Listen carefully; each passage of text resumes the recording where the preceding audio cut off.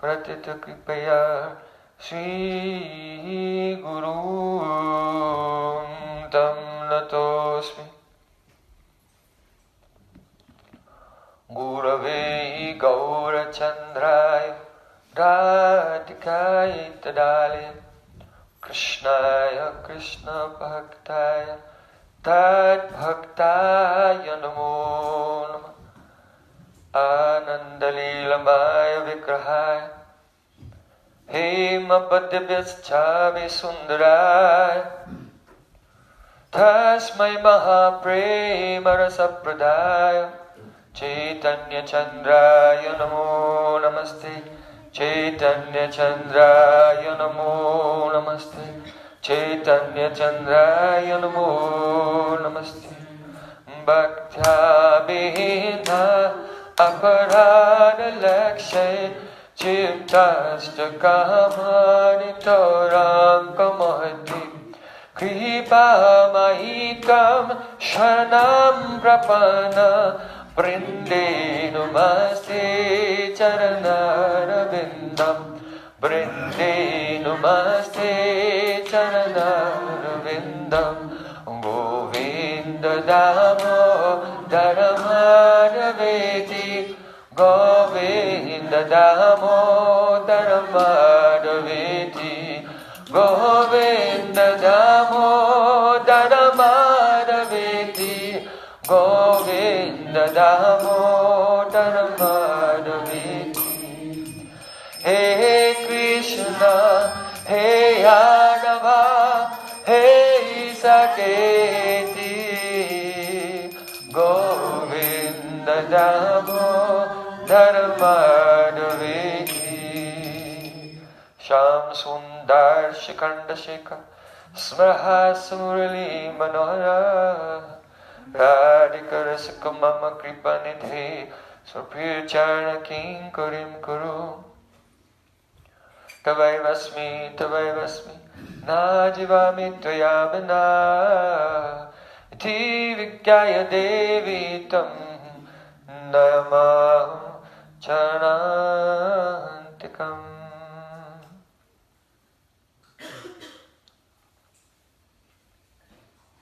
First of all, I offer my Sastang Dandavat Puspanjali, my heart like flowers thousands of times at the lotus feet of my holy master, my supremely worshipable spiritual Gurudev. Asmade Paramarata Tuma Guru Pada Padma Nitya Leela Pravishta Om Vishnupad Ashtotara Satasri Rupanuga Acharya Varya Srila Bhakti Vedanta Narayan Goswami.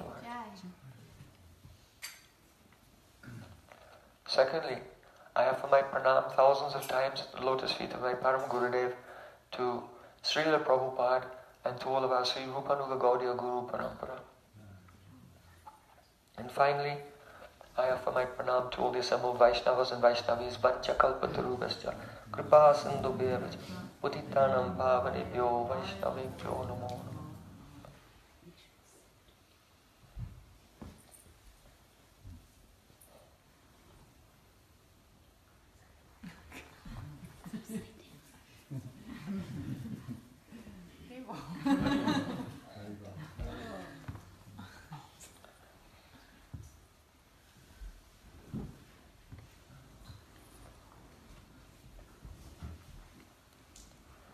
I was remembering, perhaps who was there when Srila Gurudev made a festival in the Franciscan monastery in San Diego. 1999. Oceanside, end of 2000. Yeah. Our Gaudiya historian, resident Gaudiya historian.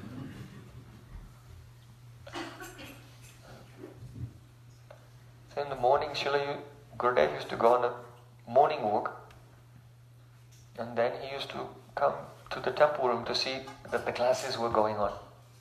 Perhaps you remember. So Gurudev told me to give class that day. So I sat down to give class and I began to Namashvashtam Manumapi Sachiputram Matra Sarupam, say this verse. And Srila Gurudev came in from the back of the room. And he said, everyone was surprised, stop! Why are you saying this verse? Because here Raghunath Das Goswami is saying, Prapto yasya pratita kripaya. Prapto means I have attained. By the mercy of Gurudev, I have attained Nama Srashtam, Shuddhanam, the best name. Manumapi, Manum means the Gopal Mantra. Sachiputram, I attained, because Raghunath Das Goswami is speaking, so in his life he attained the association of Sri Chaitanya Mahaprabhu, Swarupam, and Swarup Damodar Goswami. Rupam Tasyagrajam, by the mercy of my Gurudev in my life I attained the association of Rupa Goswami and his Sagraja, his elder brother Sanatan Goswami. Maturim Goshtavatim, and I attained residence in Braja. Radha Kundam, Giribaram, where in Radha Kund, in the lap of very loving Giriraj Govardhan. And Radhika Madhavasam, and a very intense desire for the service of Sri Sri Radha Madhav. Prapto yasya pratita kripaya Sri Gurum tam natosmi. So I am bowing down to my Gurudev, by whose abundant, profuse mercy I attained all of these things. So Gurudev said, so have you attained? If you have not attained, then how can you say this verse? So then I said, Gurudev, you told me that when we sing the songs or recite the verses of the acharyas, we should not have any ego that I am singing or I am reciting. But rather that acharya is singing, that acharya is praying, and we are listening to their nitya kirtan, eternal chanting, eternal glorification of the Lord. So, I was not telling this verse, Gurudev. I am only sitting and trying to listen to Srila Raghunath Das Goswami.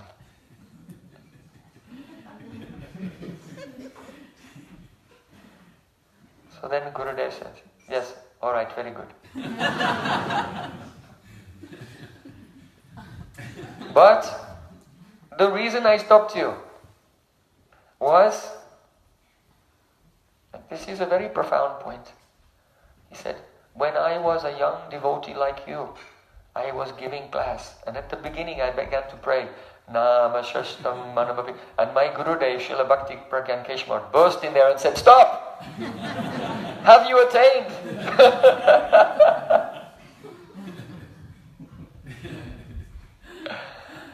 So Gurudev was under the control of the ecstasy of his love and separation from his Guru Pada Padma, Srila Bhakti Pragyan Keshav Goswami.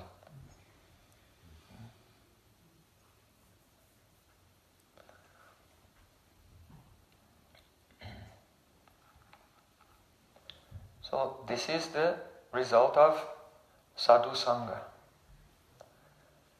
When we have the causeless good fortune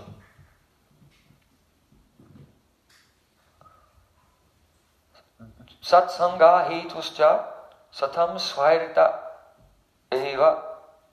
Srila Jiva Goswami Pad said, the only cause of Sadhu Sangha is the complete independent free will of the sadhu himself. Not anything you have done. So it says that those persons who are very fortunate, they attain Sadhu Sangha. Once the devotees asked Srila Prabhupada, what did we do? What did we do to make good fortune in our previous life that we have your association? Srila Prabhupada said, nothing. I made your good fortune. But when we have that association, then by their kripa, our life becomes fortunate. See, Krishna said, Yadritchaya mat katado jata sadas tuya puman na nirvino nati sakto bhakti yogosya siddhidaha. Yadrichaya, if by good fortune, mat kathado jata sradha, someone develops faith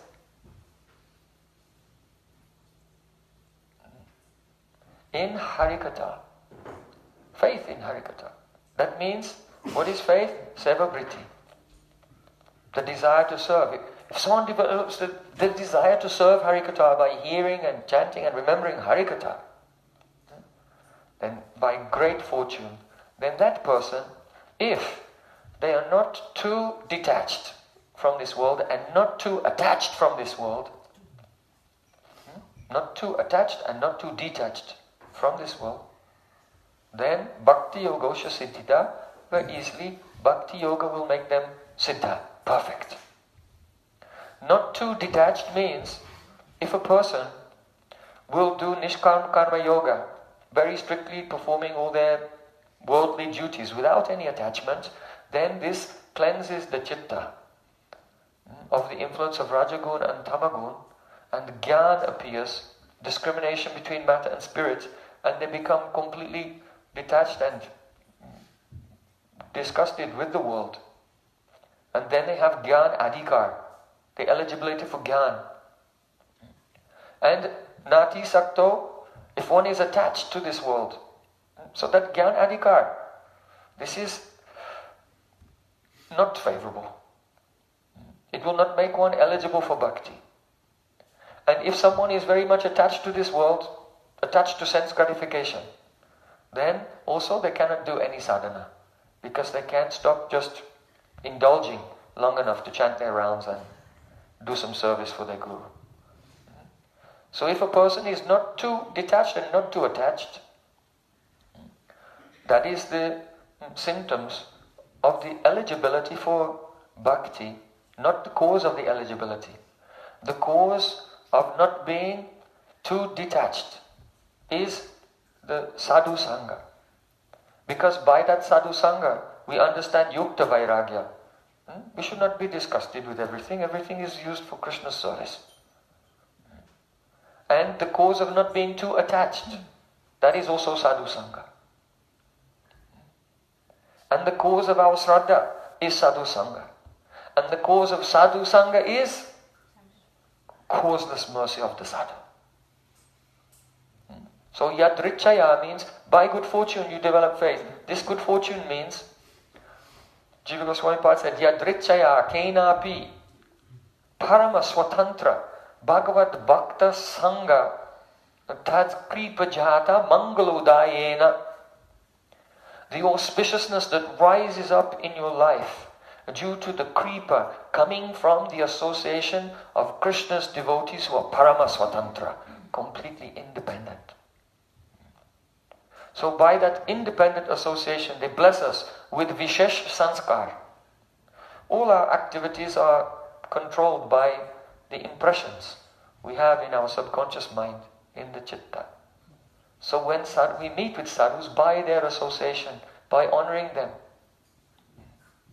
serving them, the more we honor, serve them, and open our heart to receive their message, then by their causeless mercy, the Vishesh Sanskar, very intense impressions come, and then our life becomes under the control of that.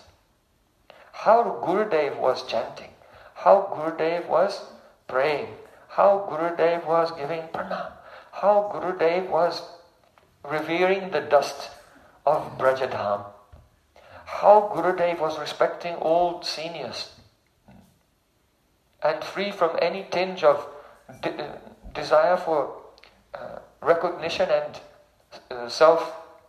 any selfish motive. All these sanskars come from Sadhu Sangha, and especially from hearing very sweet and beautiful Harikatha, then the samskars which are favorable for Braj Bhakti and especially for Radha Dasam, they come. Unless these sanskars come into the heart by Sadhu Sangha, then one cannot have a taste even. You think, oh, what is this Radha Dasa? I am not interested in picking flowers and combing hair.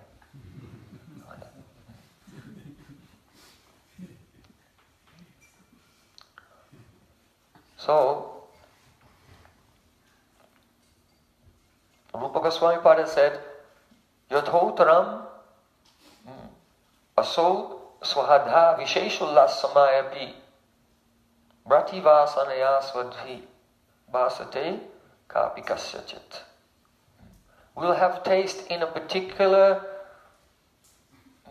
mood of service to Krishna, according to the samskars, impressions that we acquire from Vaishnavas who are in that mood.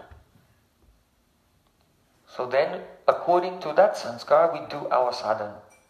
Kritis sadhya, bhavet sadhya, bhavasa sadhana bida. The engagement of all the senses in the activities of devotional service for the express purpose, sadhana, sadhya, sadhana bidha. The express purpose of attaining a particular aim and object of life, then that can be called sadhana.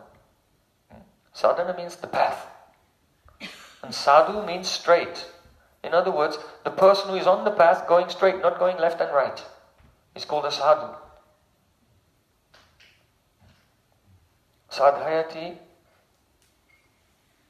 that person who is practicing sadhana and causes us to practice sadhana, directly aimed at our goal without going here and there, without taking a detour into Vaikuntha or Ayodhya or Dwarka or Sakyaras or anything.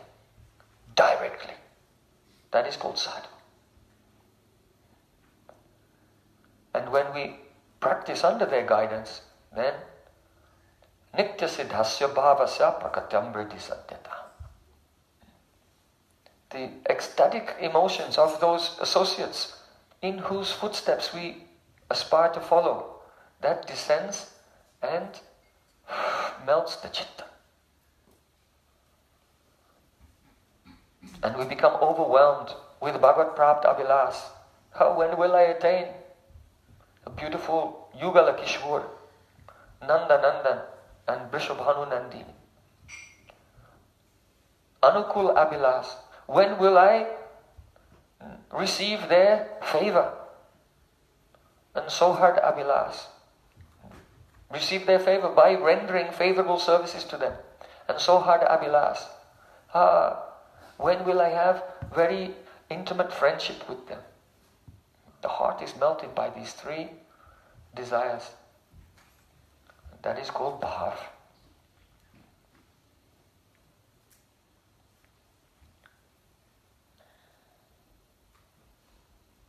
So sadhu sangha is essential. Once I was in Singapore with Srila Gurudev. We were in a very small apartment. Tiny apartment. Gurudev and a few devotees staying with him. He said, Prem Projan, do you know this verse? Bhava pava go janatoya grabhavach. Not exactly. You have to learn it.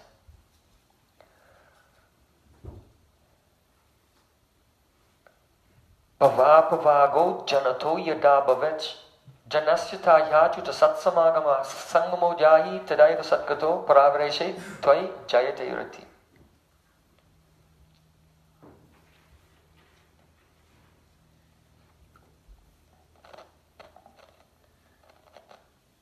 Verses spoken by Mujkunda Maharaj. He's saying, Baba Baba Go Janato Yadaha Babet. When a person is liberated from this world, then he gets Sadhu Sangha. So that's backwards. That's not what happens. First you get Sadhu Sangha, then you get liberated. But this is one which is one alankar called Atishayokti alankar. That is a poetic figure of speech wherein the cause and effect are reversed by the poet to give us the impression of how certain, how powerful and how immediate it is. Just like the poet may say, the villain fell dead to the ground and the hero drew his sword. Actually it was the other way around, but it was so fast no one could tell what happened first. And it was so certain, it was so decisive.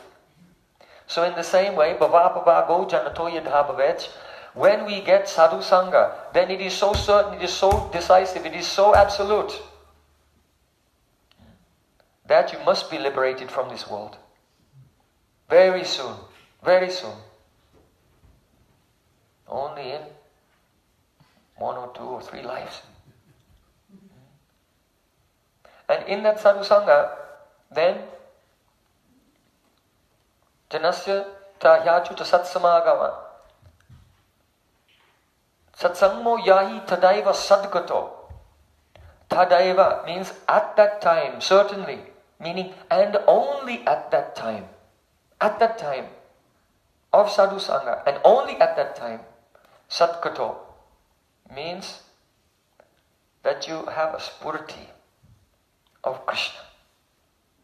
In other words, being in that association and listening carefully, while you're listening, a glimpse, beautiful son of Nanda Maharaj, glancing, holding his flute, or just his lotus feet.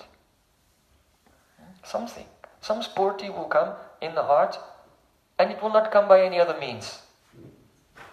Tadaiva Satkat, only at that time in Sadhu Sangha, that spurti, internal vision will, like lightning for a second. Even. And then your whole life you're chasing that Hare Krishna, Krishna Krishna, Hare Ram, Ram Ram. That it will come back and be more clear and realize it and have an opportunity to serve. And as one goes on hearing and chanting again and again in the association of advanced Vaishnavas, then Tvayi Jayate Rati, when the chitta becomes nirmal, when the consciousness has become immaculate, even before that, it's only a little bit clean, not fully clean. Even before that, by Sadhu Sangha, then their bhav becomes sankramit, reflected into the heart of the aspiring devotee. There's a transference of bhav, especially by dadati pratigranati goyamakiti prichiti bhungte bhojete chava sadvita priti lakshanam. 6 exchanges of love between Vaishnavas. There's a reason for this. It is to inquire in confidence and reveal one's heart, to give prasadam, to take remnants, to give some gifts or receive something. These exchanges of love, especially to give Harikatha and receive Harikatha, this is the best gift. Then this facilitates. And also Bhaktapada Dulyara Bhaktapada Jal, Bhakta Bhukta Shesha Eitina Mahabal. Mahaprabhu said the remnants, the foot dust and the Charanamrita. It means that in the association of pure Vaishnavas, honoring them from the core of our heart, there is the transmission of Swarup Shakti, of Bhav from heart to heart. This is Sadhu Sangha. So then very easily and quickly our sadhana becomes mature.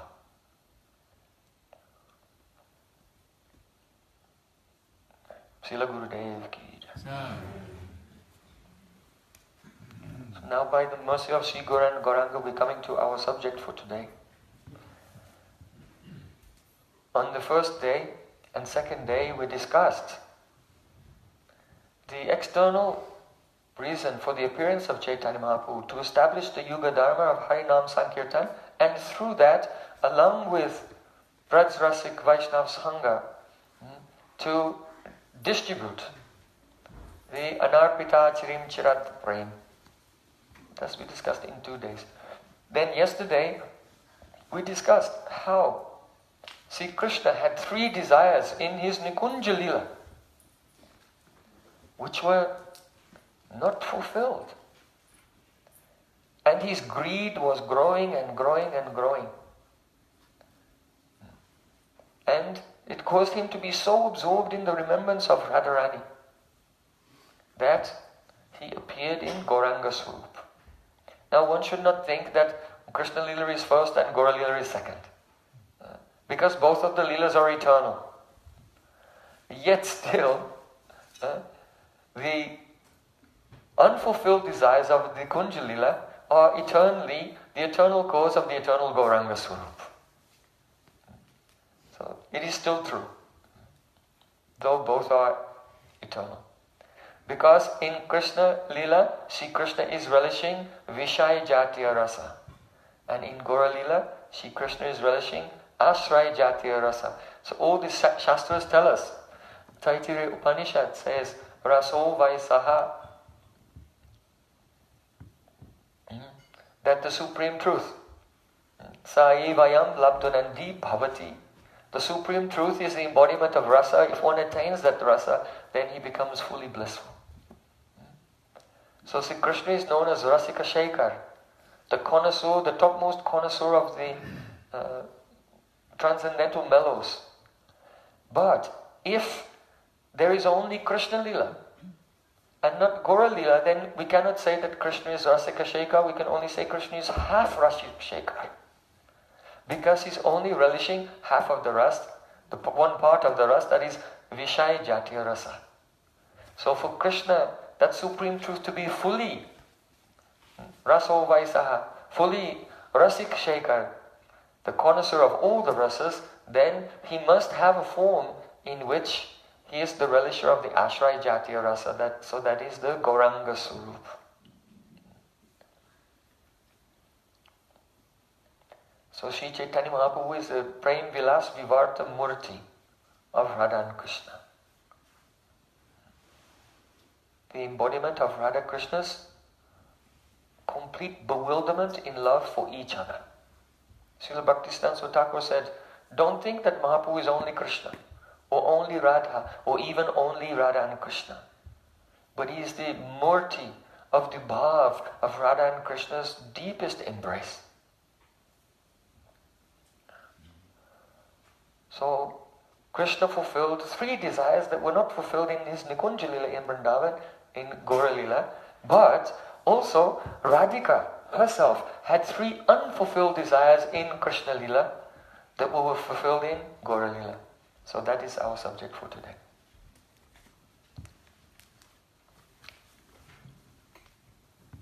When Sri Krishna disappeared from the Rasa Lila, at that time Braj Gopis, in very pathetic mood, they were weeping in separation and remembering Sri Krishna's pastimes.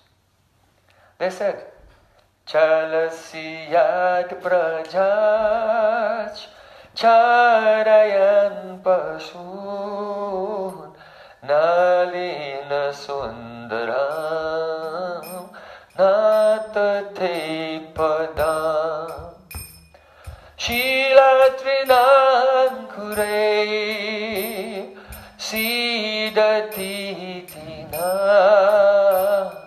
Kalilatamana Kanta Gachati.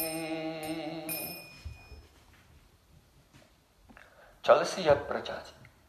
In the daytime, O Krishna, when you go from the village out into the pasturing grounds to take the cows to graze, then at that time, Nalina Sundara Nata Tebadam, oh my Nath, oh my Prananath, my Pranavalabha, most beloved of my heart, I cannot tolerate it that your lotus feet, which are so soft, Nalina Sundaram, very soft and fragrant, like a lotus flower, you must Shila Trinankure, you must step on some sharp husk, the husk of wheat, or some sharp grass, must pierce your soft lotus feet. And when we just think about that, Kalilatambana, Kantagachati, at that time our minds become so disturbed. In fact, Kalilatam means our minds do kali, quarrel. We quarrel with our own minds at that time. We stay in our homes and our minds say, ho, ho, ho. Our Krishna is out there with his soft lotus feet. He must be stepping on some sharp grass. Why don't you do something? And then we say to our minds, what can we do? We are kept here in our homes by our mother-in-laws. This is our place. We cannot go with him. But It cannot be that he's unhappy or in pain out there, because he goes out every day very happily every morning. So he must enjoy it. And then our mind says to us, you foolish gopi, you are completely foolish. Don't you know that sharp grass out there, Krishna must be stepping on it and it's piercing him? You are completely merciless. Why don't you think about him? Then the gopi said, but the paths going through the forest, they're so soft and sandy. You cruel person. Then the mind says to the gopi, how can you say that? Because though Krishna walks on the sandy paths, but the calves, who have very hard hooves, they go trotting off on the grass and through the brambles. And then Krishna has to go after them. So surely he'll become pierced by the sharp grass and husk. So then Gopi says to her own mind, yes, but you know Krishna has eyes. He can look and see whether he's going to step on something or not. And then that Gopi's mind says, alas, alas! How harsh and cruel you are! How can you even think such a thing? Yes, of course Krishna has eyes, but when he's rushing, he doesn't have time to look. He doesn't have time to see. So then that Gopi says to her mind, you're right. Actually, you're right. So he must be feeling pain. And we're also feeling his pain. But there's nothing we can do because we are trapped here in our homes. Vidhata, Vidhi, Providence himself has written fate in our forehead that we have to suffer all day thinking of Krishna's lotus feet. And then the mind says to that Gopi, well, you can stay here if you want, but me and your pran, we're going. Goodbye. We're going to meet Krishna. And then that Gopi faints.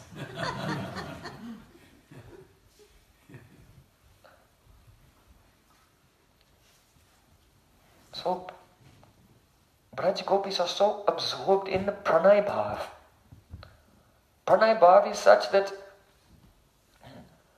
Gopis feel Krishna's body and my body is the same. Whatever happiness Krishna is feeling, then I feel happy. And if Krishna is feeling any discomfort, then I feel that. If Krishna will step on a sharp grass, then Gopis feel that more than Krishna. They feel as if they've been bitten by 1,000 scorpions. So this is a symptom of Ruddha Bhav. Ruddha Bhav has many symptoms, and one of them is called Tatsoke Pyati Shankaya Kinatvam. That gopis become in great anxiety, that Krishna is experiencing some inconvenience. Srila Krishna's Kaviraj Goswami is quoted. There's a drama, very famous drama in India, written by Kalidas. It's called Abhigyan Shakuntala. So in Abhigyan Shakuntala, Kalidas has written that Anishta Sankini Bandhu Hridyani Bhavantihi.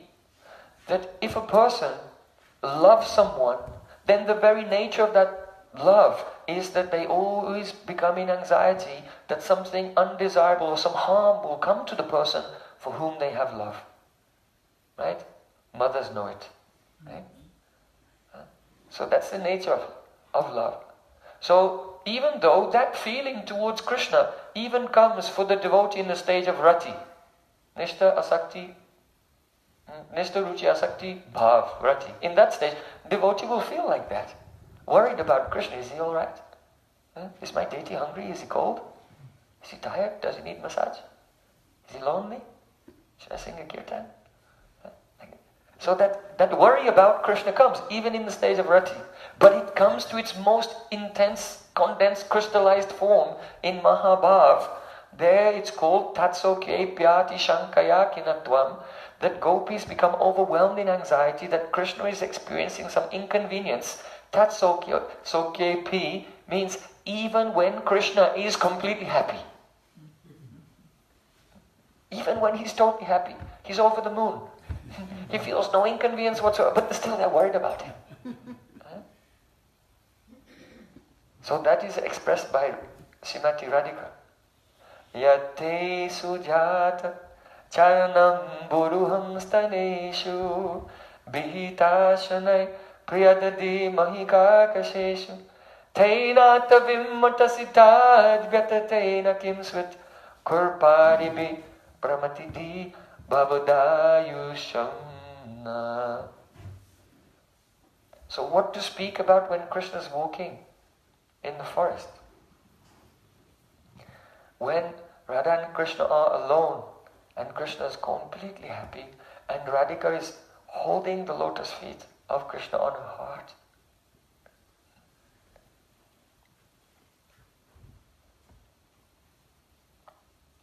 Yadyapyaso Pashva gato raho gatas Tathapi tasyangri yugam navam navam. In Sankalpa Kalpadruma, Srila Jiva Goswami, he quotes a verse spoken by the queens of Dwarka, but he puts it in the mouth of the gopis. In the first canto, chapter 11, Krishna returns to Dwarka from Hastinapur. Right? And you have all read it very many times perhaps. And the queens of Dwarka, they come out and they see Krishna approaching. And just upon seeing him, they take him into their hearts by their eyes and they embrace him. Or alternative, we can say that in their hearts they ran towards him and they embraced him. But heartily they embraced him even before he came close, from a distance. That is the nature of a heroine, of a lover. The psychology. And at that time, they say, Yadyapyaso pasva gato raho gatas. Even though I always stay with Krishna, with Krishna's lotus feet, and he's very close to me by my side, and no one is there and we're alone, and I hold his lotus feet. But still, at every single moment, those lotus feet of Krishna seem newer and newer and newer. So it is said, Chalapi yat shir najahati kahichit. Even Lakshmi Devi, the goddess of fortune, is unable to leave the lotus feet of Narayan for a moment. So in the same way, Krishna is the source of all Narayana Murtis. How can they give up his lotus feet for a second? So if queens of Dwarka feel like this relationship in their great humility and praying to the lotus feet of Krishna, then what can we say of Braja Gopis? In Dwarka, Krishna rides everywhere on a golden chariot or on the back of Garuda. And even if he were to walk, he has golden slippers. But in Braj, barefoot, he's going everywhere in the forest. And gopis whose praying is even more, they're completely absorbed in his lotus feet. So Radhika's taking his lotus feet and placing them on her heart. She feels that each one of the toenails of Krishna is a priceless jewel. Haripadanaka koti pristapayanta sima tatamapi kalyantem prana kote rabishtam. Rupa Goswami Pad said that not the feet of Krishna, not the toes of Krishna, not the toenails of Krishna, but the very extreme edge of the tip of his nails is more dear to Radhika than millions of her own prans, of her own life as. So she takes the lotus feet of Krishna on her heart, each one of the lotus, the toenails of Krishna like jewels, like moons, like a row of moons. So just as a person wears a necklace of jewels, the only necklace that Radhika wants to wear, that her neck will be decorated with the shining jewels of Krishna's toenails. Why? Only for his happiness. Yet, though Krishna is completely happy, but she becomes withered in anxiety that Krishna is feeling some inconvenience because his feet are so soft, but her heart is so hard. She wants to keep Krishna's lotus feet actually in her heart. But she feels anxiety there. And again, Kalila Tammana, her mind, she becomes quarreling. Is Krishna happy or not? I don't know. I think perhaps he could be happy or he might not be happy. Why? Because his soft lotus feet must be feeling some inconvenience from the hardness of my heart. But Krishna knows that when he feels inconvenience, then I feel pain. And Krishna knowing that I am feeling pain by his inconvenience, deliberately tolerates the pain to his lotus feet just to give me pain. Or is it that, see, Krishna, taking pleasure in my pain, feels his own pain to be happiness, knowing that it's making me feel pain? Or is it that, see, Krishna, being blinded by love, can't feel anything? Is it that Krishna, when he's not with me, he's walking in the dark forest somewhere, he may be stepping on a stone. Now this is you see, in the earlier verse, Braj Gopi said, Shila Trinankore, he may step on sharp grass, or he may step on the husk. But they didn't say Kurpadibi on a stone, because that was just too much to think about. But at the end of Gopi Geet, when the separation goes to the highest point, then Radharani comes out with it and says, Kurpadibi. Forget this grass, sharp grass and husk. What about the pebbles?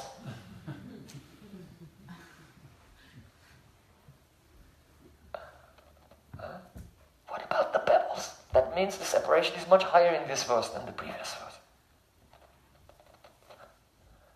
So then, Radhika thinks, well, I don't know.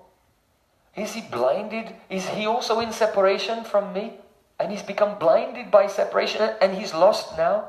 And in that state of being madanda, blinded in the madness of separation, he doesn't even feel his feet when he's walking on the stones? Is that it? I don't know.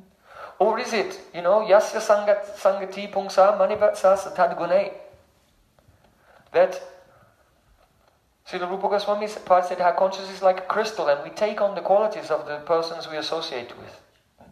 So Radharani thought that, is it that by the association of Krishna's soft lotus feet that the pebbles have become soft? Or is it that because Krishna was associating with my hard heart, that his heart became hard and he's deliberately giving pain to me? Or is it that his lotus feet became hard by associating with my hard heart, and so he does not feel the stones? Or is it that Krishna's lotus feet are so delicious that Mother Earth wants to taste the sweetness of his lotus feet, so wherever he walks, she sticks out her tongue. And his feet fall on the soft tongue of Mother Earth. Could it be that? Radharani is thinking, I'm going mad. She's thinking, alas, alas, I should do some tapasya, some austerities to Lord Brahma and get a benediction from Lord Brahma. I'll do hard austerities for 1,000 years. And then Brahma will say, I am satisfied, what do you want? And I'll say, oh Brahmaji, please make my breast a little more soft. But then Radhika thought, oh, but if my breast becomes soft, then Krishna will not be happy. So it does not know, any way I turn, it must be that fate has written in my forehead that I have to suffer. I think that Vedanta fate has teamed up with Krishna. Because, Aho Vedatas Tavana Kochiddaya, oh fate, you are very cruel, you never show mercy to anyone. So because Krishna is cruel and fate is cruel, they must be friends. So they've got together and they've arranged that Krishna cannot find me now and he's stepping on some stones, and so I will have to just suffer. And I will, just thinking of this, I'm about to die. But I'm not dying. Radharani is waiting. Why am I not dying? And then she realized, yes, Vedanta and Krishna, being cruel friends, have teamed up with each other. Vedanta has taken my pran and placed it in Krishna. Bhavudaya Shamnaha means our life rests in you. So because my pran is not here, my pran is there. And because Vedanta has teamed up, put my pran in Krishna. I never wanted to fall in love with Krishna. It was Vedanta's fault. So cruelly Vedanta put my pran in Krishna. And because Krishna is also cruel, and he gets so much happiness by disappearing, abandoning us, and giving us pain, so Krishna must be watching, and he's getting so much happiness from being cruel to us, that because my pran is staying with him and he's feeling happiness, so my pran is staying there and not leaving. So somehow or other I'm still alive. So in this way, in separation, Radhika is in great anxiety and thinking. Endless. So many thoughts, one after another. So Krishna, the only response, the only true response is that you should immediately come back. And don't walk on that hard earth, on those pebbles. Just come back and keep your lotus feet on my heart. So,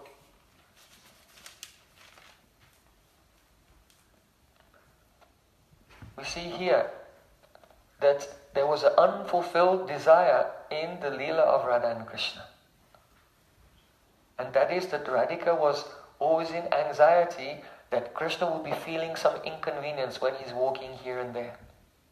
So she had a desire herself to completely cover him everywhere and take away all inconvenience, all pain, any suffering that might come to Krishna. So in Gaura Lila, Radha Bhava Jyoti Suvalitam Nomi Krishna Surupam Anta Krishna Bahi Gaura. He's black on the inside, but he became golden on the outside. That means Radharani in the form of her golden kanti completely covered him, so that when his soft lotus feet were going through the forests of Jharkhand on the way to Vrindavan, when he was dancing at Rath Yatra and he used to jump in the air and faint in mid-air and crash on the ground, when he was in the Gambhira and rubbing his face on the walls of the Gambhira, that Radharani was there and protecting him fully from all inconvenience. And so, that desire that was not fulfilled in Nikunja Lila, in Gaura Lila, Radhika's desire was fulfilled to take all difficulty on herself and Krishna should be happy. That is first desire.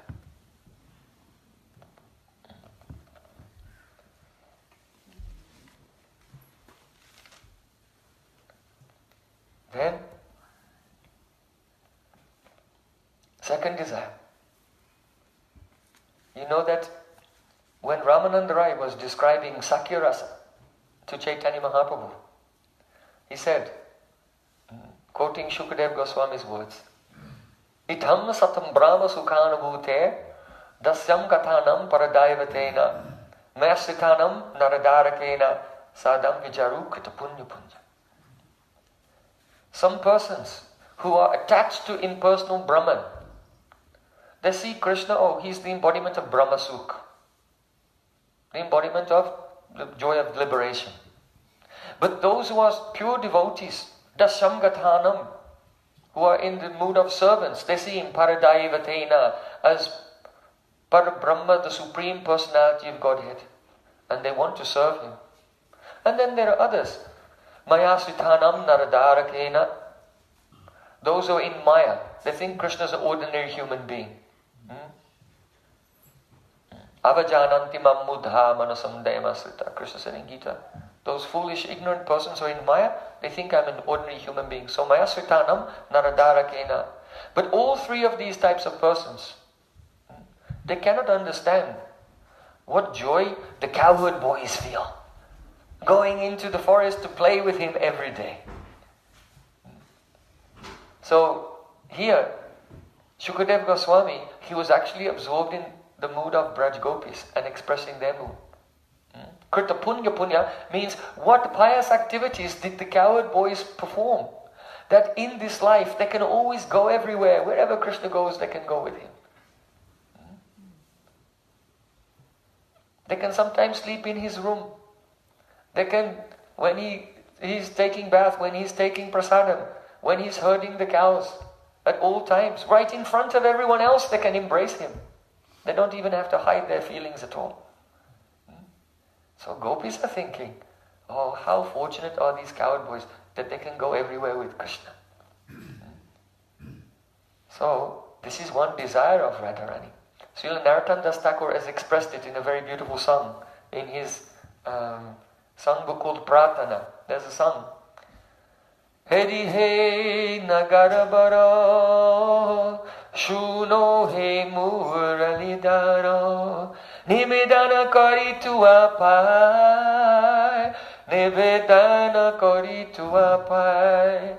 Radharani is saying, O Krishna, jewel of beautiful lovers, O Muralidhar Krishna, listen to my request. My desire is that I will wear as a necklace upon my chest the jewels of your toenails. We mentioned before, Srila Narottam Das Thakur is saying it in this song. Oh Krishna, in the daytime, when Subal and Sridham go to the forest with you, I want to go with you, but I only come as far as my doorstep. And I'm afraid to take another step further. I can't go further because my Guru Jan are watching. I'm afraid of them.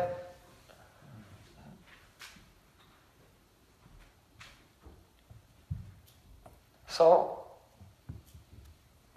then you leave for the forest. And in separation, even I see a rain cloud in the sky. Then I just undo my braid.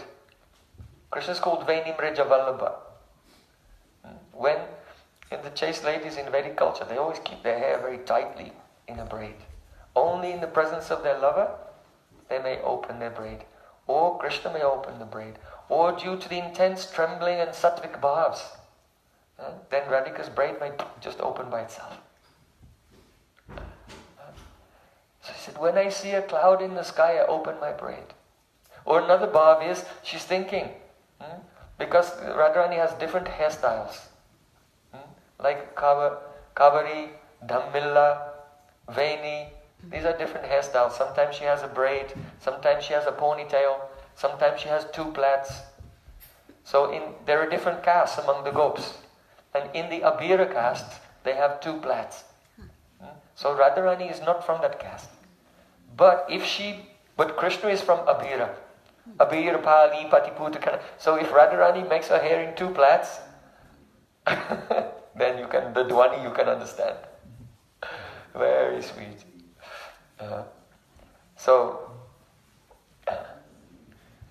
sometimes Radhika has two, and she opens her hair like this because she's thinking, they're my wings. I open my wings and I'll fly up to Krishna, there he is, when she sees the cloud. And when Krishna has gone to the forest, then I go into the kitchen. I start to cry and I go in the kitchen. Why? Because at least if I'm in the kitchen, if someone asks me why you're crying, I say it's the smoke from the chula. I'm just trying to get the stove going, but it's smoking. So that's why the tears are coming. And in this way I hide what I'm feeling from others. Oh Krishna, you are not like a jewel. You are precious to me, but you are not like a jewel I can just secretly tie in the corner of my cloth and keep with me. You are sweet and beautiful like an attractive flower, but I cannot take you and wear you in my hair. Krishna's Purusha Bhushan. You know what is the most beautiful ornament of a woman? Her lover. Purusha Bhushan. But you are not like a flower that I can decorate in my hair. Oh Vidhi, oh Providence, why did you make me a woman? If you had not made me a woman, I could go out with Krishna and go everywhere with him.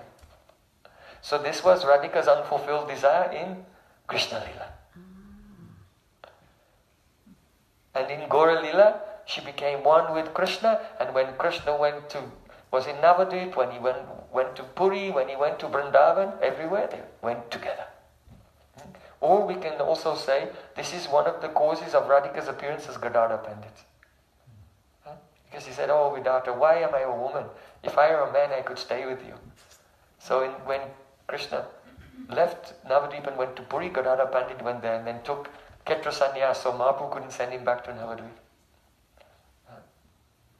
So this was the second desire of Radhika that was unfulfilled in Krishna Lila and was fulfilled incidentally in the Gaura Swarup when Krishna fulfilled his three desires that were unfulfilled in Nikunja Lila.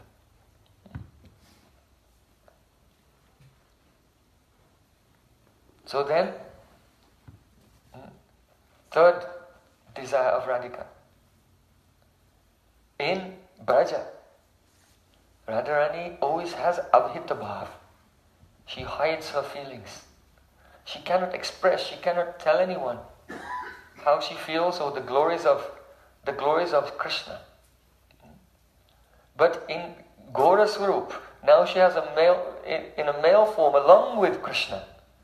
Now she can go everywhere and loudly sing the glories of Krishna and share her love with Krishna with everyone without any discrimination at all.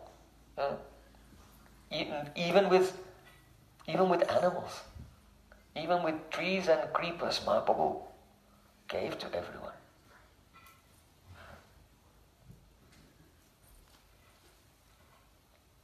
When Mahaprabhu came to Vrindavan, he was so ecstatic being in Vrindavan. He was rolling on the bank of Jamuna. Jamuna Devi's high waves came and washed over his lotus feet. Jamuna was in ecstasy. Oh, now my Jugal Kishore, Radha and Krishna are embracing in this Prema Vilas Vivarta Murti. Samriddhiman Sambhog Madanakya Mahabhav. And Jamuna became in ecstasy. And Krishna began to dance in the mood of, Mahaprabhu began to dance in the mood of Radhika in Rasa Lila. And at that time there was a big explosion of kripa, of mercy of Mahaprabhu. And even the trees and creepers of Vrindavan, when the Rasa Lila was going on in the heart of Mahaprabhu, then even the trees and creepers of Vrindavan, their Atmas manifested beautiful gopi forms and joined into the Rasa Lila. He was experiencing. This is called unconditional, uncontrollable, unbridled explosion of mercy only in Gaura Lila. So, when Radhika combined with Krishna and appeared as Chaitanya Mahaprabhu, now she no longer had to hide her feelings, but she could express them and share with everyone. So in this way, the three desires of Radhika are fulfilled in the Leela of Gauranga Swarup. So now we're coming to the point that the Sakis of Srimati Radhika also had three desires that were unfulfilled in Nikunja Lila. What is that?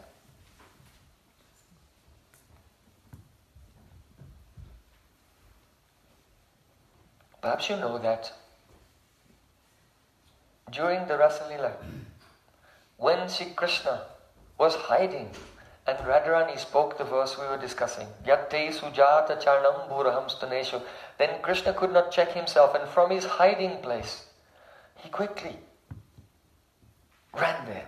Pitambara darashagvi tasam mavirabutshori smayamanam kambuja pitambara darasragvi sakshanman mataman.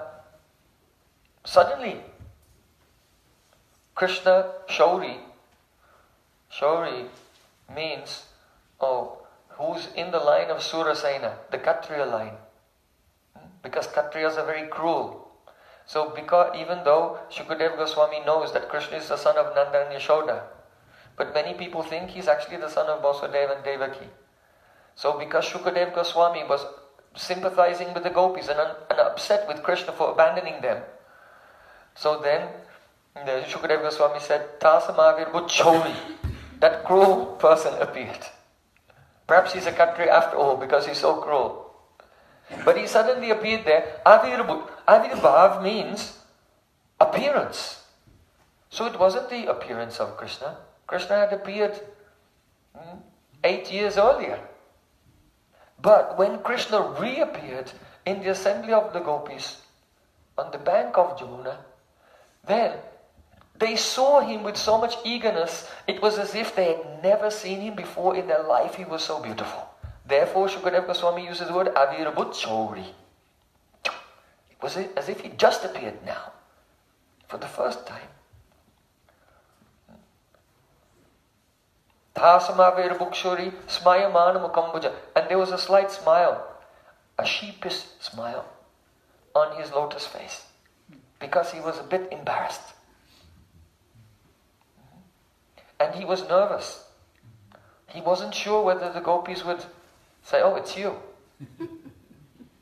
We're going.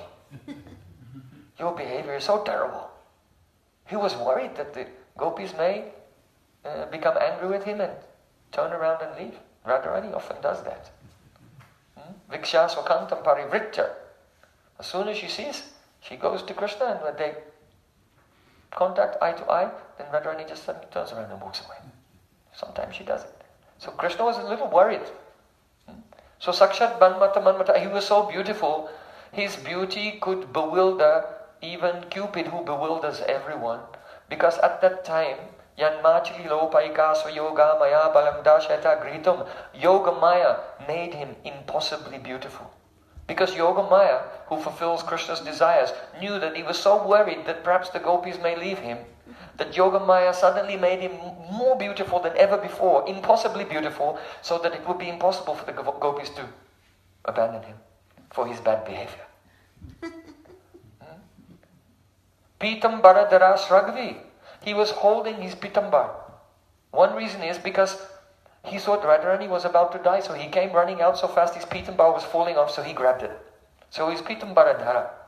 And another reason is because he took his pitambar around his neck like this in his folded hands. Galavastu Kritanjali Vaishnavanikati. This is called the cloth that you wear around the neck.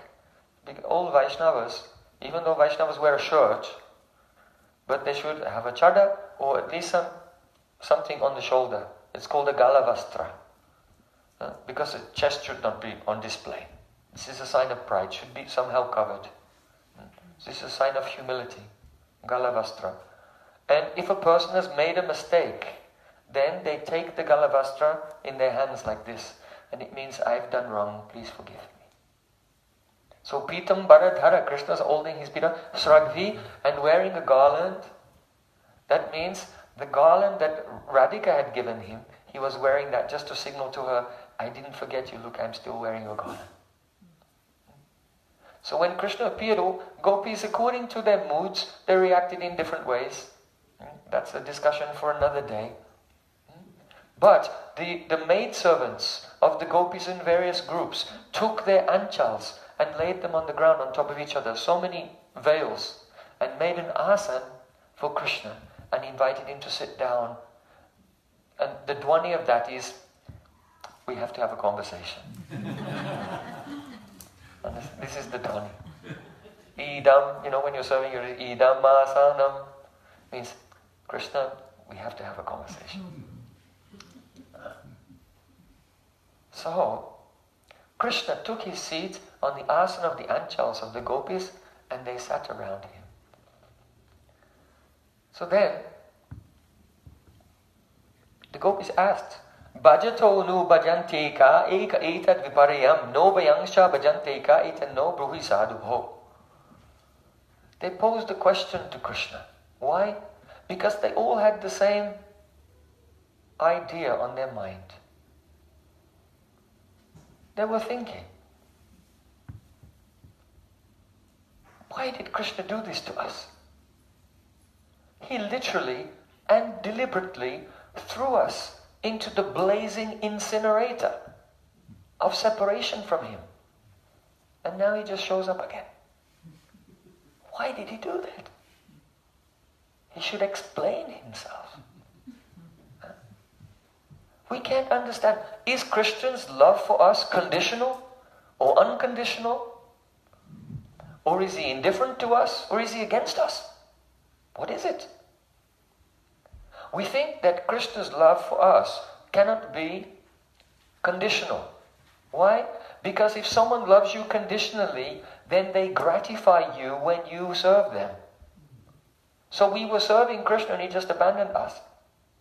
So we think his love is not conditional. But on the other hand, his love cannot be unconditional also, because he just disappeared, put us into so much pain, and then came back again. He must have done it for a reason. So he must have a motive. There must have been a motive behind this. So his love is also not unconditional. And he's not neutral also. He's not tatastha. He's not indifferent to us. Why? Because a person who's indifferent doesn't give you any happiness or distress. But Krishna gives us happiness and distress. So he's not indifferent to us. So the only thing that's left is, maybe he's a guru drohi. That means a person who betrays the trust. You put your trust in them and then they go against you. A guru drohi. That might be a disciple whom the guru trusts, but then the disciple betrays the guru. Or it may be a guru who is a drohi, who gives shelter to someone who's a senior, like any senior person, giving shelter, and then goes against the person they've given shelter. So it goes, guru drohi can go both ways. So gopis, they thought about it and they decided, he must be a guru drohi. Because we completely trust him. And we gave our love and our heart and our life to him, and he just left us like that. So he must be ungrateful, and he's actively, kind of perversely against us somehow or other. Yeah. So in their minds, they settled on that. But they wanted Krishna to admit it. With his own mouth, even. Now, as you all know, as all the ladies here know, that in Vedic culture, you never shout or argue or even give advice and tell the husband or beloved what to do. That's in Vedic culture, that is not acceptable. How does the heroine, if she wants to teach something to her beloved, how does she teach him? We discussed this, The Vedas teach like a Prabhu, the Puranas teach like a friend, and the Kavya poetry, through Dwani, through suggestion, and very sweetly teaches like a lover. And so that's called Kanta Sammat Padavali. Kanta Sammat Padavali. So now they've sat down for a conversation. The gopis have gone through all the various options in their mind and they decided he's a Guru Drohi. But we can't say you're a Guru and start getting on his case, because there's no rasing. That is ruksha rasata, attachment, but without affection, and it's rough. That's like relationships in the material world. So where there's pure transcendental love, it cannot manifest like that. So then gopis, through Dwani, through posing a riddle, which is not necessarily about Krishna or about themselves, just a random question about love in general. So they want to give a hint by Kanta Sammat Padavali that Krishna will own up for what he's done, admit his fault and apologize. So very, very sweetly and with a smile, Braja Gopis are saying, one kind of person gives respect and service to another person who respects and serves them, and they reciprocate equally. So, just like you have a friend, you think, oh, he didn't give me a present for my birthday, I'm not going to give him a birthday present. But if this year he gives me a birthday present, I'll also give him a birthday present. But what a present he gives me, I'll look up online and find out how much it costs, and I'll buy him a present the same price.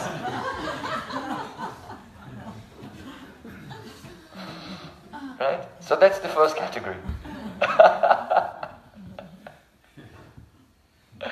So, Gopi said, some lovers, they reciprocate exactly in kind.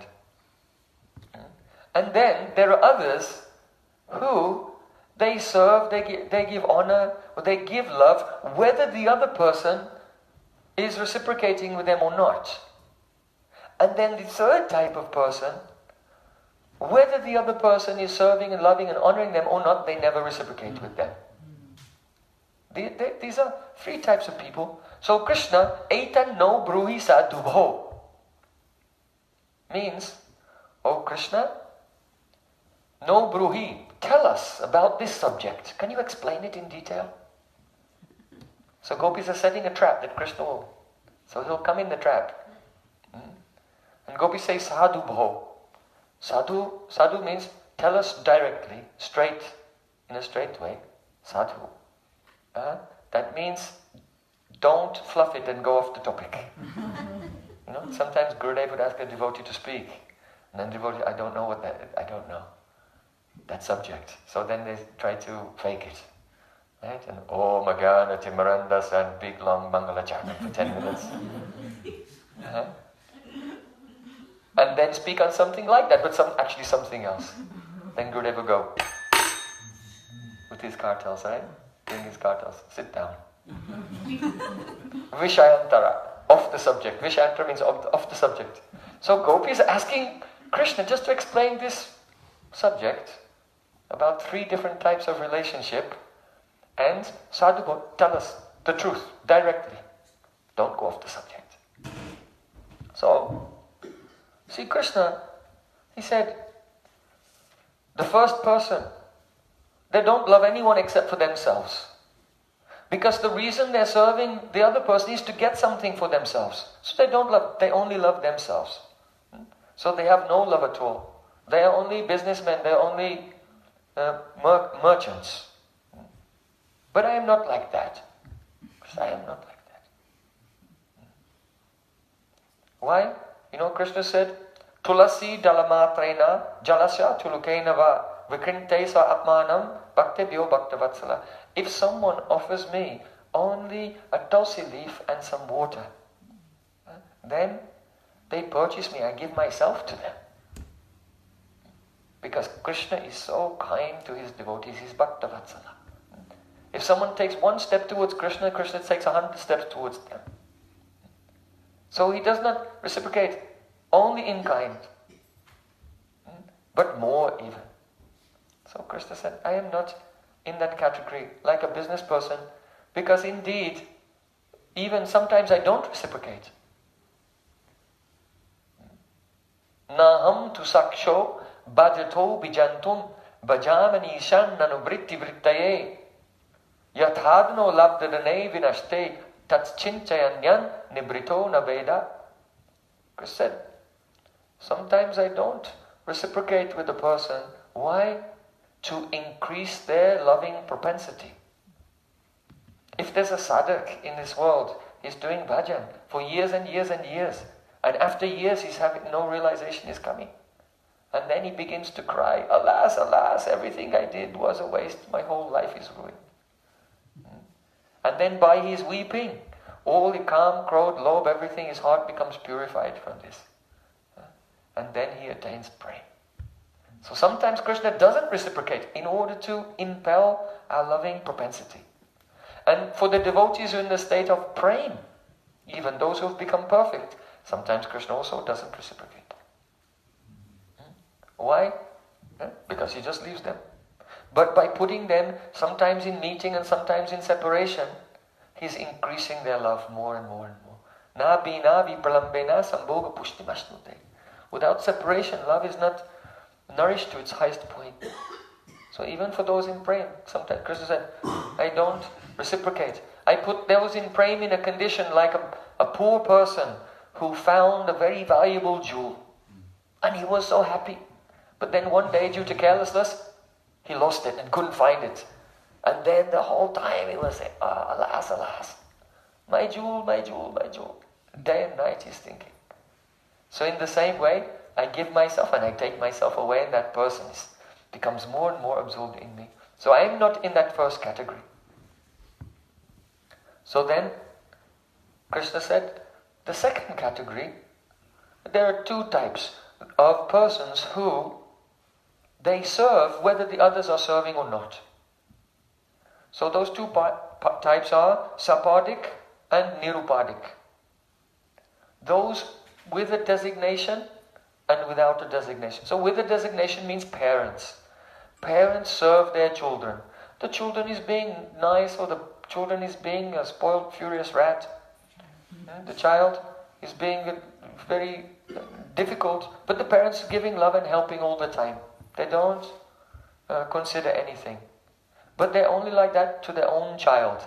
So even though it seems selfless, but there's some upadhi in this world related to the body. So that middle category. And then the second type of the middle category is the sadhus and Gurudev. The disciple is honoring or not, the disciple is serving or not, but still Gurudev gives causeless mercy.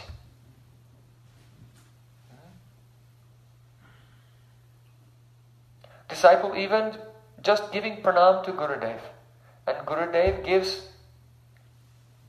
Harinam, the fruit of his 1,000 years sadhana. And he's giving to the disciples who give pranam. So how merciful are the persons in that second category. So Krishna said Sumadhyamaha. Sumadhyama means the middle category is beautiful. Those who give and give unconditionally without any expectation in return. That is beautiful. And Sumadhyama means, gopis, you are in that middle category because you are Sumadhyama. Madhya means waist, and because gopis' waist is very narrow, very thin, so gopis are Sumadhyama. So Krishna said, you are like that. Gopi said, stop flattering us, Krishna, and just explain the next point. We told you not to go off the subject. Perhaps he was thinking, if I flatter them, then they'll go, oh, like that. Forgive me, and then he won't have to explain the third one. But the third one is the one they're waiting for. Because they've already decided, this is the cheese in the trap. The rest is the trap, but this is the cheese. So then, Krishna said, now, the third type, who doesn't reciprocate, whether they are loved or not, then these are three types. But the third type has 4 types. So altogether, that makes 6. Right, 6. So the first type had 1 type. The second type had 2 types. So that's 3. And then 6. So Krishna analyzed it into 9 types. Because he has pratibha. He's a genius. Spontaneously there and then he can analyze everything. Very trenchant analysis. So Krishna said, the third type, akritagya, is the third type who never reciprocates, whether he's served or not, has 3 prominent types. First one is called Atmaram. Those who take pleasure in the Atma. They feel delight without dependence on any external resource at all.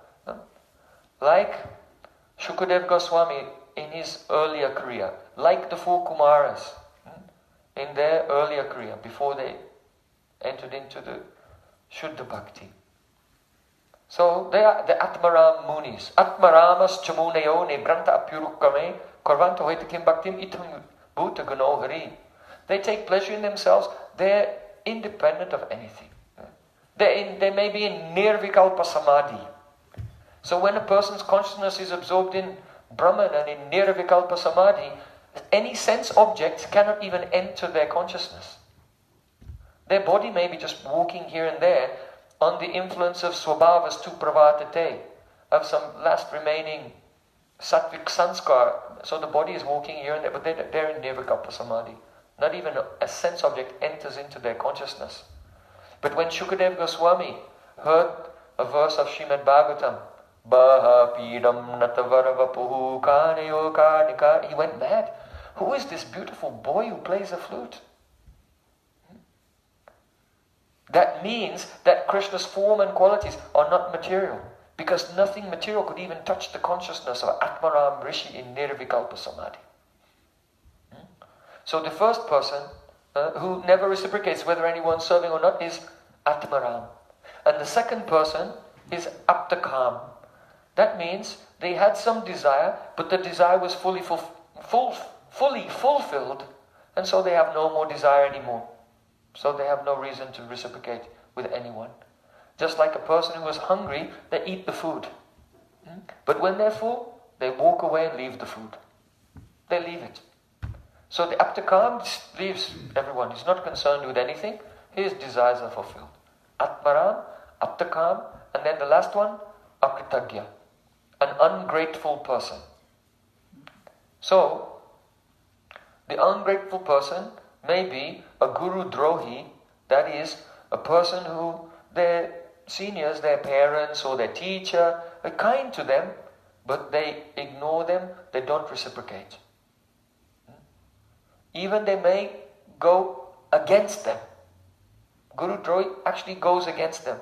So that may be, they may go against them with a cause, Sahetu, Guru Drohi, or Ahetu. Then a very terrible person goes against his well-wishers with no cause at all. So gopis were wondering, is Krishna like that? I think that he doesn't have, some Guru Drohis just have a permanent hatred for someone else for no reason. So I think Krishna's not like that, because sometimes he's nice to us. And it can be that some Guru Drohis go against someone because of some faulty interaction between them. But we never did anything wrong to Krishna, so he can't be like that either. So he just must be one of those Guru Drohis who has no cause at all. That's the worst type. Gopis were thinking like this. So, Krishna said, they were waiting for an answer. And Krishna said, I am not Atmaram. Why? Because I came to the forest in the first place and I played my flute and I called you all here. So I'm not self-satisfied. And I am not Purnakarm. All my desires are not fulfilled. Because though I apparently you think that I walked away from you, but I have come back. So I'm not Purnakarm. And I am also not ungrateful. I am not ungrateful to you. But why did I disappear? Naham tu sakcho bhajato vijantun. I disappeared because I wanted to impel your prema. So then gopis they're not satisfied. Why? Yesterday we discussed that prema swarasikasya kasya chidayam vikridati prakriya. Prema is such that it grows of its own accord whether the lover has good qualities or bad qualities. The bad qualities don't make the love go down and the good qualities don't make it go up. So what is Krishna doing to try to increase our love? The gopis' prema is such that it's increasing by itself whatever he does. So he doesn't have to do these things. That is the way that Krishna can deal with a sadhak in this world or someone who has prema, but not with gopis. Not with gopis. So Krishna realized, I made a mistake. I treated you like ordinary gopis, but actually your prema is such, no one had a prema like you in the past, not in the present, and not in the future. Ever will anyone have love like yours. So please forgive me for making this mistake of trying to impel your love. So Sri Krishna said, Evam madato jita loka veda swanamivo mai anuvrittaye bala maya paroksham bhajatati rohitam masuyatam mata tatpriyam priya. Krishna said, you abandoned the path of the Vedas, the path of Dharma, and all your family members for me. And then I disappeared to try to increase your love. But this was my mistake. Because your love has its own life. Your love has its own life. And I cannot reciprocate. I cannot repay you. Na parayam niravajya samudhyam. Krishna said, but just consider one thing. Maya paraksham bhajata tirohitam. that even when I disappeared, Maya Paraksham, by me, indirectly bhajata tirohitam, I was worshipping you. I wasn't there, you didn't see me, but from a hidden place I was watching, and I was astonishing, drinking the nectar of your love. I was worshipping you indirectly at a distance. So, Masuyitam, don't be upset with me. Mahata tat priyam priya, I am your beloved and you are my lovers. So, if there is love, then you should not hold a grudge or be upset with me. Frankly, I admit to you, Krishna said, Nahapariyam niravadya samyujam swasadhu krityam vibudaya shapiva. Swasadhu krityam. Even one service that you have rendered to me, I couldn't repay to you even if I became your slave for the life of Lord Brahma. Krishna is only 8 years old when he's speaking this, so he's thinking, life of Lord Brahma. 311 trillion years old, I'm 8. Right? I can't. I couldn't reciprocate with you. Actually, Krishna is saying, what to speak? I'm indebted to you. I cannot repay. What to speak of repay the capital? I cannot even keep up with the interest. Even the interest payments I cannot keep up with. So you'll just have to be satisfied by your own glorious, generous, liberal qualities. So then all gopis, their mouths came open. They were astonished. They thought, Krishna has defeated us. Why?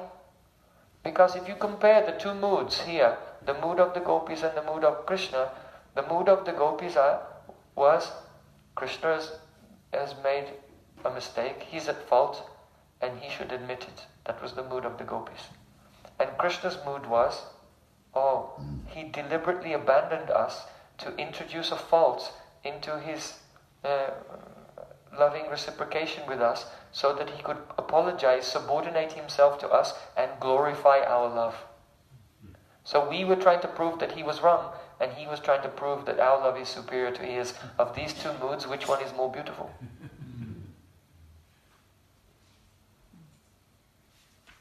So gopis came in his trap. This is why he's Rasik Shekhar. Rasik Shekhar. So, but something is there. Gopis had decided that Krishna was in the third category. He's Atmaram, either Atmaram, Aptakam, Guru Drohi. They decided on Guru Drohi, that he was going against them. Now, see, Krishna himself, when he was in Mathura, he told Uddhav, "O Uddhav, Taman Manaska Mat Prana Marate Chaktudahika." The gopis of Vrindavan always think of me at every moment. They have given their hearts to me. Everything that they do is simply for me. Balava me madatmaka. And they are my Atma. By these words, Krishna was saying to Uddhav that I want you to go to Vrindavan because they are suffering in separation from me. But because they are my Atma. Because they are my Atma, I am also suffering. So if you will go there and give consolation to them, it will be giving consolation to me. So by these words, Krishna was saying that in our relationship, when Braj Gopis suffer, I also suffer, Uddhav, the same way. But at that time, he was not prepared to tell Uddhav the truth.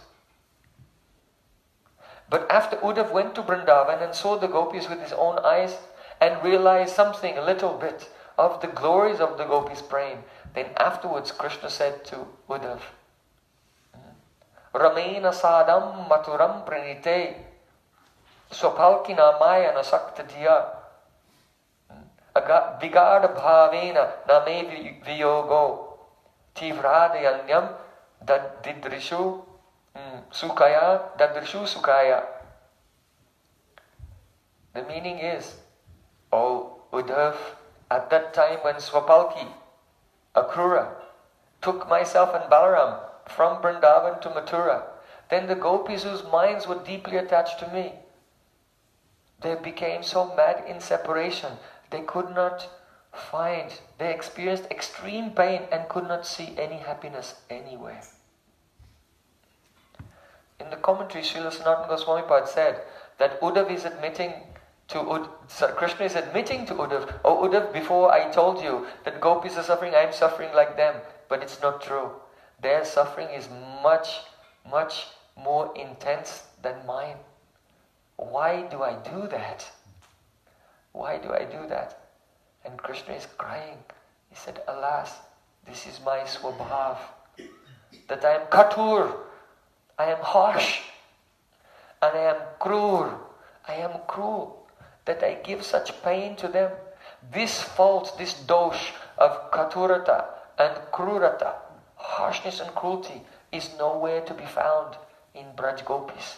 But that fault is in me because I am Madhusudan." You know, Krishna's name is Madhusudan. Madhu means honey, but Madhu means happiness. And Sudan means one who cuts. So Krishna is that person that if you have a relationship with him, that's it. He'll cut all your happiness. You'll have to cry. You'll have to weep. You'll have to suffer. Tava katamritam tapta jivanam. Krishna gives it. He burns the life of all those who even hear about him. What to speak about those who meet him in person. If you listen to Harikatha, sweet Harikatha of Krishna, then your life is ruined. You become like a homeless beggar, wandering around Vrindavan crying. So, Krishna was admitting that he had some harshness or cruelty.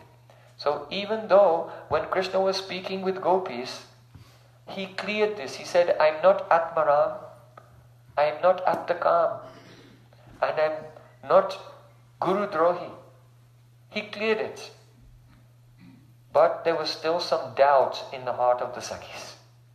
We are mentioning yesterday how, because of the kusanskar of Atmaramata, the bad impression of Krishna having to sometimes manifest his opulence as Bhagavan. Therefore, even though when Krishna sees the face of Radhika and she feels such joy, when Krishna touches Radhika, she feels such joy, she begins to glow, and then that glow, that means even her own happiness, gives happiness to Krishna. So she offers her happiness fully to the happiness of Krishna. And when Radhika sees Krishna and embraces him, then Krishna glows. And the happiness that he feels by the touch of Radhika, he offers back to Radhika. 99.999 recurring. But a little drop he keeps to himself of Atmaramata, because of the kusanskar of Atmaramata. So, because of this 0.000001 that he keeps for himself, therefore gopis are concerned that he is not able to experience the full beauty of Shuddha Priti, pure love. So even though Krishna, he astonished them by showing that what he did was in order to glorify their love, but they had some doubt. There was a nagging doubt in their heart that there was a little bit of Atmaramata, Atmakamata and Katurata, Gurudrohi. In the heart of Krishna, it was hiding there, so he could not avail himself of the supreme joy of Shuddha Priti, pure love. Three little defects were there, and if they could be just washed away, like gopis, like Radhika. Radhika has no such fault. Krishna himself said, the gopis have I have this fault, they have no such fault. If that defect could just be washed away, then Krishna would experience the greatest height of love, and we'd be so happy for him. So though Krishna's pure, so pure like a white sheet, but there's a little spot on the white sheet. And if you analyze that spot very closely with a microscope, it's actually 3 spots very close together. And gopis just wished that one day it would go away. So, when see Krishna appeared. Tad bhavadya samajani sachigarbha sindo harindu, from the womb of Sachimata, in the form of Sri Gauranga Mahaprabhu. Then that fault was completely removed. How is that? First of all, Atmaramata. Sri Chaitanya Mahaprabhu never feels any Atmaram, self-satisfaction at all. He's always crying. Premadhana bina vyata daritra jivan dasakori vetan mori deho premadhan. Na prema gandosti durapa meharo kandami sobagra baram prakashita bangsi vilasana lokanam vina dibami tat prana patanga kambrita. Mahaprabhu is crying, alas, I have no love. I don't even know what love, the fragrance of love is like from far away. Because even without seeing the smiling face of Krishna playing on his flute, I maintain my life meaninglessly like an insect. Or we can say that my prans are like a mosquito biting me, giving me pain. Why am I still alive without Krishna? Prana patangatambrita. So, in the form of Sri Chaitanya Mahaprabhu, Krishna has no atmaramata, no self-satisfaction. He's always begging for prema. In the form of Sri Chaitanya Mahaprabhu, he has no aptakamata. He's never satisfied. Because no matter how much he relishes the sweetness of Krishna through Radhika's love, then she's always in a state of thirst to see more. Radhika says, Ye, Mahaprabhu said in the mood of Radhika, Je kale vasvapane dekinu bangsi badane Se kale aili dui vahari Ahananda aramadan Hari nil maraman Dekite na pare netra bhare. Krishna, Mahaprabhu is saying in Radhika's mood, I've never seen Krishna. Even in my dreams, I've never seen Krishna. Why? Because the moment Krishna ever appeared before me, whether I was awake or I was asleep, then two enemies would immediately come, Ananda and Madan. Ananda is joy and Madan is Cupid, and they would steal my mind at once. And therefore, I was unable to drink the sweetness of Krishna, fill my eyes with that sweetness. Just like a person who has a sanipat rog, they have cholera. They're very thirsty, but no matter how much water they drink, then they feel that they've drunk nothing. So,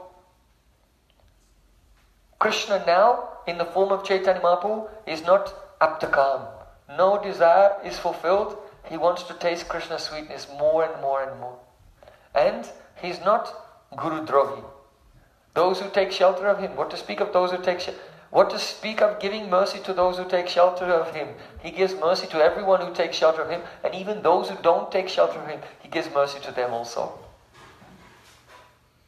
Giving mercy to the animals, to the lions and tigers in Jarikanda forest, to the trees and creepers of Vrindavan. So, in this way, the three faults of Krishna, the three desires of the Sakhis of Radhika, they were fulfilled in Gaura Lila. Jai Sachinandana Gauri Anitai Gaura Sitanata Premanande Hari Hari Bo.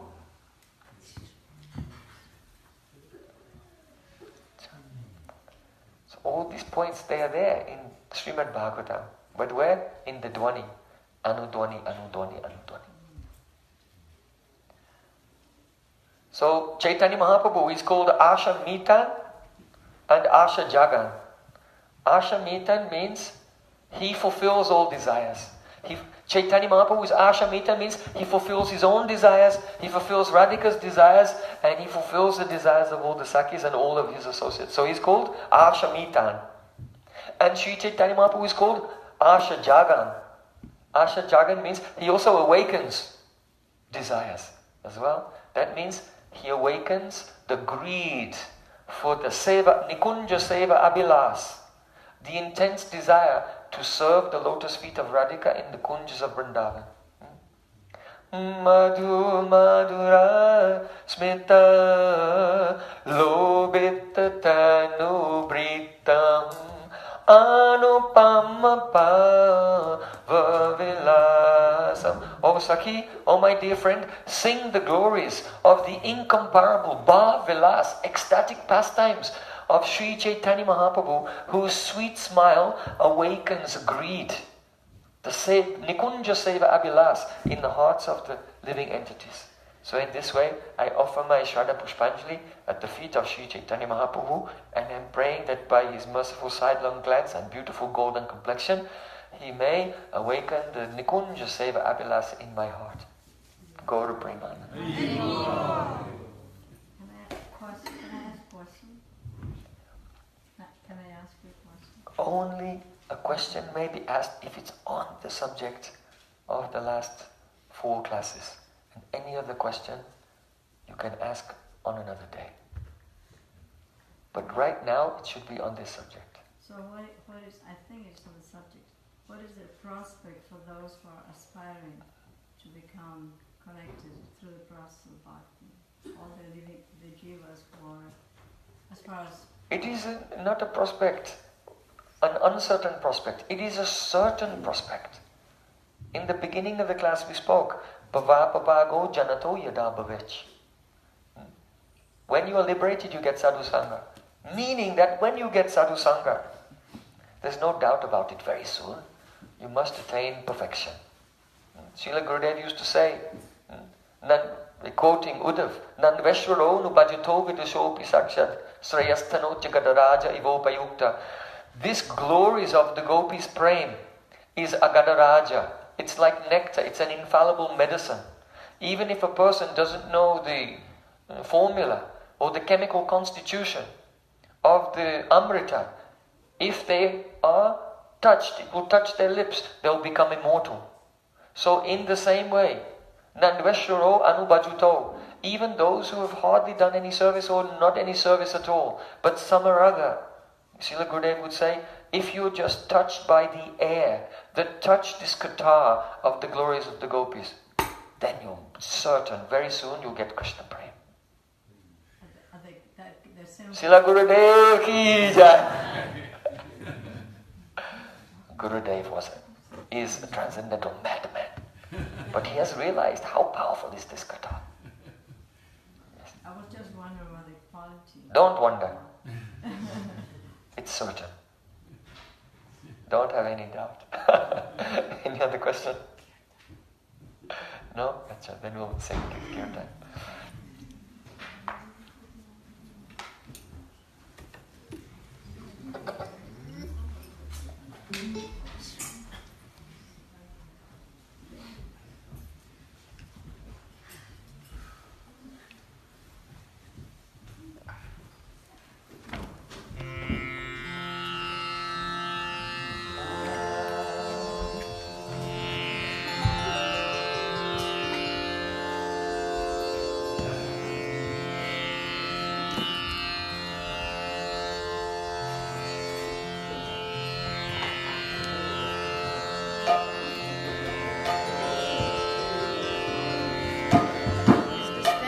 Okay, this is the last kirtan for this visit.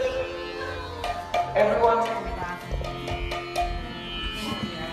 forget everything and throw yourself at the feet of Chaitanya Mahaprabhu in the Harinam Sankirtan. Oh, you turn it off? No, I'll turn it off now. Thank you. Don't keep any shame, shyness, hesitation, inhibition. Ram Vihela